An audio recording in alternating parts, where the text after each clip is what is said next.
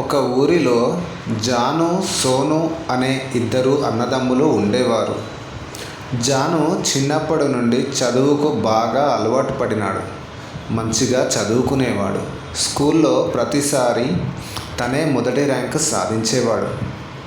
అందువల్ల స్కూల్లో టీచర్స్ అలాగే ఊరిలో ఉండే చుట్టుపక్కల వాళ్ళు జానుని బాగా మెచ్చుకునేవారు. అది చూసి తల్లిదండ్రులు చాలా సంతోషపడేవారు. కానీ సోను మాత్రం చిన్నప్పటి నుండి స్కూల్కి సరిగా వెళ్ళేవాడు కాదు. చదువు సరిగా చదివేవాడు కాదు. ఇది గమనించిన తల్లిదండ్రులు సోనుని బాగా తిట్టేవారు. స్కూల్కి వెళ్ళమని, జానులాగా చదువుకోమని, మంచి పేరు తెచ్చుకోమని ప్రతిసారి మందలించేవారు.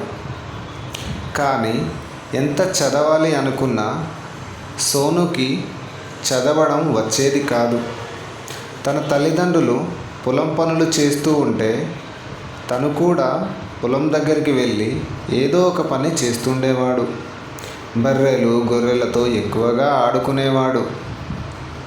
అది చూసి చుట్టుపక్కల వాళ్ళు, మీ సోను పొలం పనులు చేస్తున్నాడు, బర్రెలు గొర్రెలతో తిరుగుతున్నాడు, చదువుకోవడం లేదా, స్కూల్కి పంపడం లేదా అని వెకిలిగా అడిగేవారు.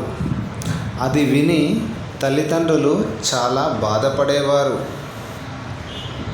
కొన్ని రోజుల తర్వాత 10వ తరగతి పరీక్షలు వచ్చాయి. జాను, సోను ఇద్దరూ పరీక్షలు రాశారు. జాను 10వ తరగతి పరీక్షల్లో మంచి మార్కులు సాధించి స్కూల్ టాపర్గా వచ్చాడు. సోను మాత్రం ఫెయిల్ అయ్యాడు.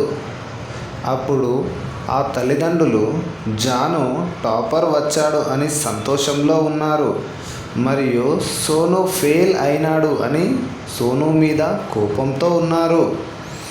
అప్పుడు సోను తన తండ్రితో ఇలా అన్నాడు, నాన్న, నాకు ఈ చదువులు సరిగా చదవలేకపోతున్నాను, నేను ఏదైనా పని చేసుకుంటాను అని చెప్పాడు.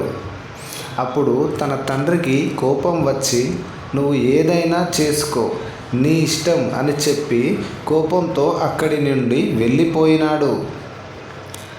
అప్పటి నుండి సోను అంటే తన తండ్రికి నచ్చేవాడు కాదు.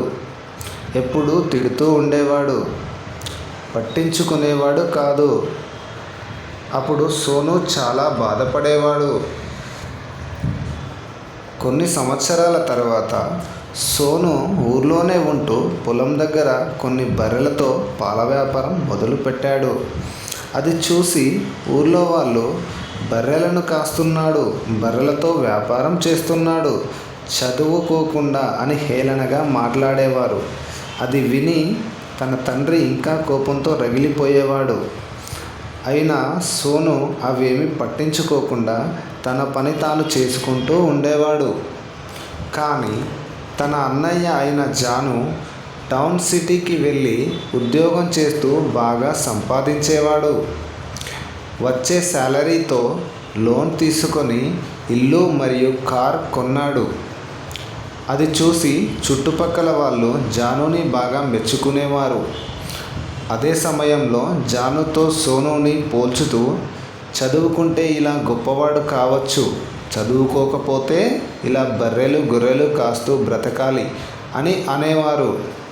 చుట్టుపక్కల వాళ్ళు తమ పిల్లలకి సోనుని చూపించి, చదువుకోకుంటే సోనులా పనికి రాకుండా పోతారు అని హేళనగా మాట్లాడేవారు. అయినా ఆ మాటలు సోను పట్టించుకోకుండా తన పాల వ్యాపారాన్ని కొనసాగిస్తూ ఉండేవాడు. చుట్టుపక్కల ఉండే అన్ని షాపుల వారితో, యజమానులతో బాగా పరిచయాలు పెంచుకొని వ్యాపారాన్ని బాగా నడిపేవాడు. అతి తక్కువ సమయంలోనే తను కష్టపడి తన వ్యాపారం వల్ల అతనికి చాలా డబ్బు వచ్చింది. అదే సమయంలో టౌన్ సిటీలో కరువులు సంభవించాయి. ఊర్లలో కూడా కరువులు సంభవించాయి. అప్పుడు జాను ఉద్యోగం పోయి ఇంటి దగ్గరే ఉండేవాడు. అప్పుడు లోన్లో తీసుకున్న కారుకి, ఇల్లుకి డబ్బు కట్టలేకపోయాడు. బ్యాంకు వారు వచ్చి కారు ఇల్లు సీజ్ చేయడానికి ఇంటికి వచ్చారు. అప్పుడు విషయం తెలుసుకున్న సోను తన వ్యాపారంలో సంపాదించిన డబ్బుతో కారు ఇల్లు లోను క్లియర్ చేశాడు. అలాగే కరువుతో ఇబ్బందులు పడుతున్న తన ఊరి ప్రజలకు కావలసిన సరుకులను మరియు సదుపాయాలను అందించాడు. అప్పుడు ఊరి ప్రజలు మరియు అతని తల్లిదండ్రులు సోనుని మెచ్చుకున్నారు. ఈ కథలో నీతి ఏమిటంటే, చదువుకున్నవాడే గొప్పవాడు అవుతాడు అని అనుకోవడం మంచిదే, కానీ చదువుకోనివాడు దేనికి పనికిరాడు అని తక్కువ చేసి చూడొద్దు, తక్కువ చేసి మాట్లాడొద్దు.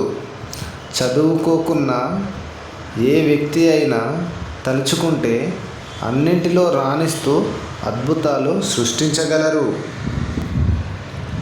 ఇలాంటి మరిన్ని వీడియోస్ కోసం ఇప్పుడే మన ఛానల్ని సబ్స్క్రైబ్ చేసుకోండి. Thank you.